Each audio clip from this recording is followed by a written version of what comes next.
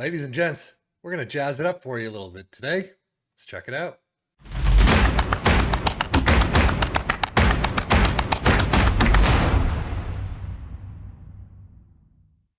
Yep, it is Jazz's 433, another tactic for you from a guy called Spirit of Jazz. I will say on the actual Steam Workshop page, it has a ton of information. So definitely check it out. It's so much information, I'm not even going to start reading it for you. But you've got in transition, out of possession, approach play, in possession. You got all these things that you can take a look at. Considerations, opposition, are they a stronger team? Coaching team recommendations. Finally, keep in mind your players' strengths. So as always, when you're playing a tactic in FM, you always want to keep in mind your player's strength. So that's kind of a given. But this is the tactic. It is a 4-3-3. You have a goalkeeper in defend. You have wingbacks in support on both sides, ball playing defender in defend on both sides, deep lying playmaker in defend, a carrilero in support on the right, a CM in attack on the left, inverted winger in attack on the left, inside forward in attack on the right, and then a complete forward in attack up front.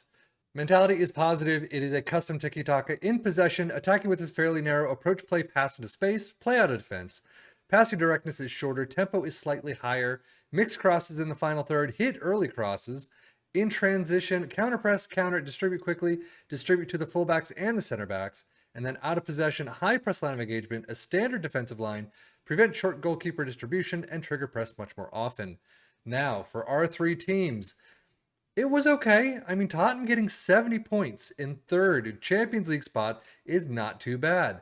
Wolves in ninth with 52. It's okay. Newcastle, not great though with 49. This tactic definitely didn't suit them or their squad.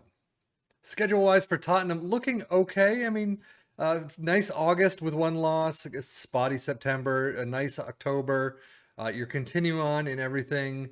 EFL Cup, FA Cup third round, you do lose out to Manchester City 2-3. EFL Cup second leg, you lose out 2-3 in penalties against Manchester United. Champions League round of 16, you lose out to Sevilla. So you're out of everything. And actually from that point on, only 2 losses. But you do have a nice kind of end to the season run. Wolves, on the other hand, looking not great in August whatsoever. 5 losses. A good September, but then continuing on, you lose out in the EFL Cup second round to Newcastle of all teams, 1-5. That's a harsh one. Second half of the season, you continue on in the FA Cup up until West Brom, 1-2 loss away from home, and just spotty. I mean, you have a nice run here, but that's about it. West Ham, 8-1. And then Newcastle, fantastic August with the first Liverpool loss, as always.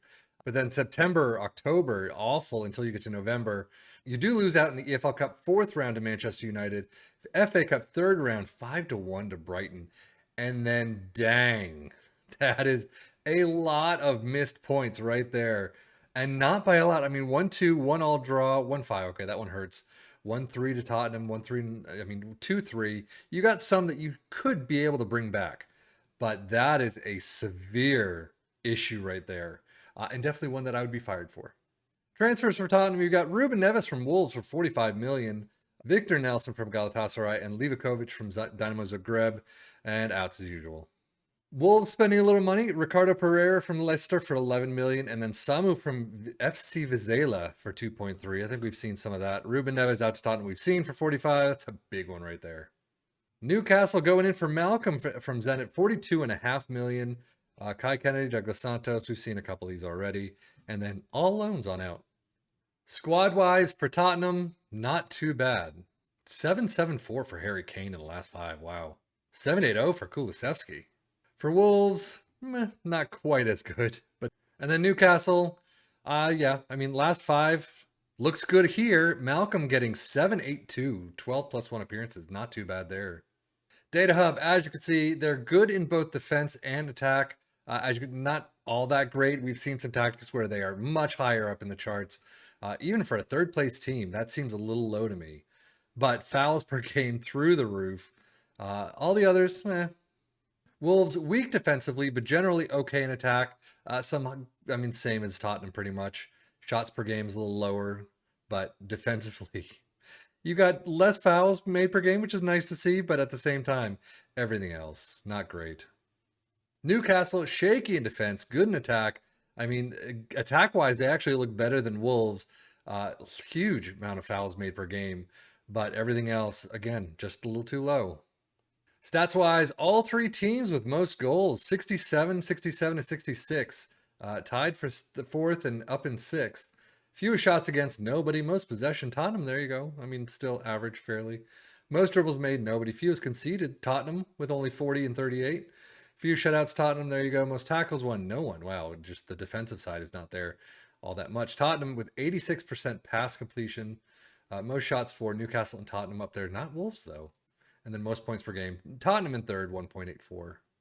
Most goals, Isaac, Kane, and Son, 17 and 14 in there. Most assists, Son with 15. Sarabi is up there. Kulusevski's up there. Nice to see. Most player of the match awards, Isaac and Son. Isaac and Son doing fairly well this season, except not in Newcastle, sadly enough. Hugo Lloris with best pass completion, as we always see. Most dribbles made, St. Maximin. Fewest conceded, Lloris. Livakovic in first. Only 14 allowed. Most shutouts, absolutely no one. Most tackles won, Son. Most key passes, you got Trippier, Sarabi, and Son, so somewhat average. Most shots, Kane and Isaac, and we've seen most goals. And finishing out with each team as they do in all competitions, Harry Kane with 25 goals, Son 721 highest average rating and 16 assists. Basuma, Son, Kulusevski with 6 player of the match awards apiece. Nicely spread out there. Pablo Sarabia getting 14 goals as the top scorer. Not that great overall. I mean, maybe they got a couple up there and just Sarabia with the 14.